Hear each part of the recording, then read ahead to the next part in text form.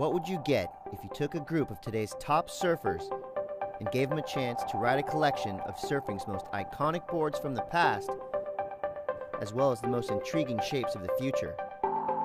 You'd get Red Bull Decades, a new web series that shows where surfing has come from and where it's going.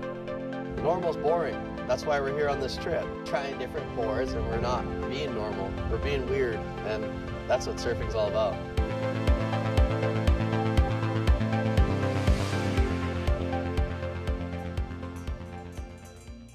With the crew still hanging at Raymanas after surfing through the history of the surfboard, it was time to enter the now with a cutting-edge surfboard designed and shaped by one of today's leading craftsmen, Matt Biolos. This is pretty much the most advanced and updated board that Matt Biolos has ever shaped. So you can see new materials in use, new processes in the manufacturing of this board. We actually have a special guest here. Travis Rice flew all the way here from Chile to watch you guys ride these boards. Now Travis, you know all about the evolution of equipment and how important it is. Yeah, I mean, for us, a lot of wisdom comes from past experience, updated, upgraded, and evolution. Well, Travis, give these guys their boards and go out there and rip. 100%. Red Bull Decades. Good luck.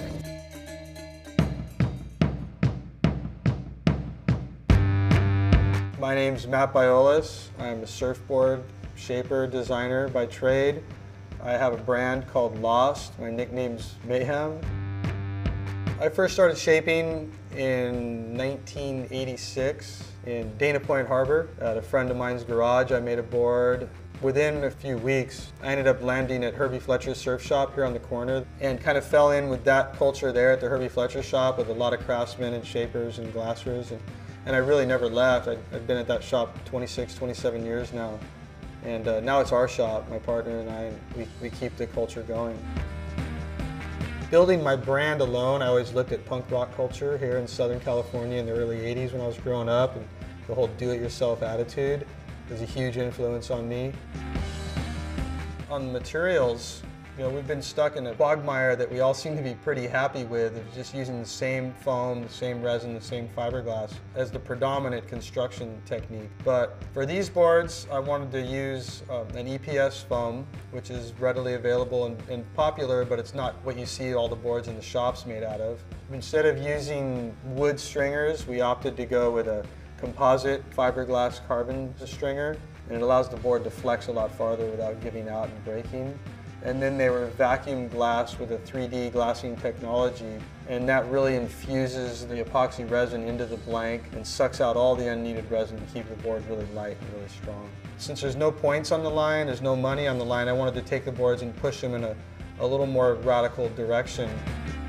I made the boards a little thicker to retain about the same kind of volume they would normally use. So it's a straighter outline. I used a lower entry rocker because the board's shorter, and pretty much kept the tail rocker in the back half of the board very similar to what they're used to.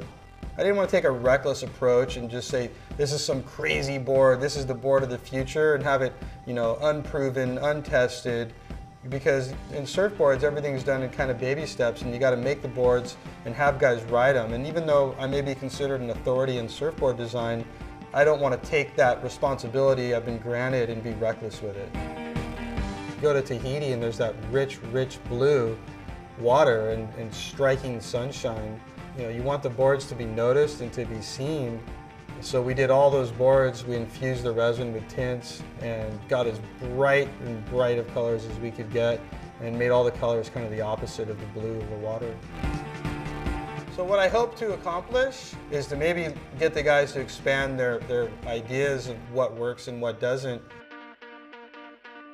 Matt's boards are good. I mean, they are right now. It's pretty much the go-to board for almost any fun-size wave for a lot of the guys on tour, a lot of the best guys.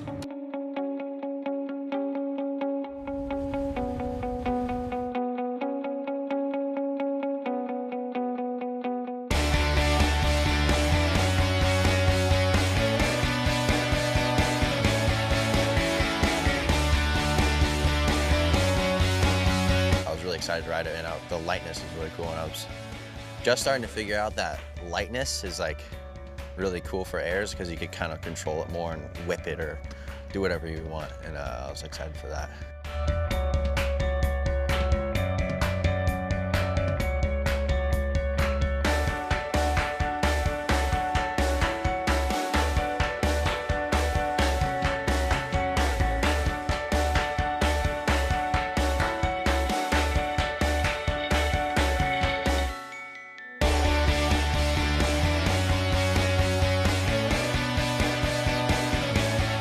got in the air, I just felt like they kind of kept taking me higher, like nice little lift to it.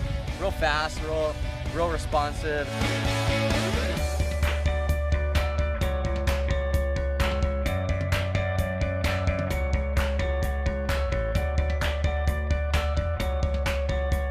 For where surfing is right now, I think Matt's shortboards are at the highest level. To have him actually work on something that he thinks is going to be a future board, or where we might be going with all of our surfing, is pretty fun to have.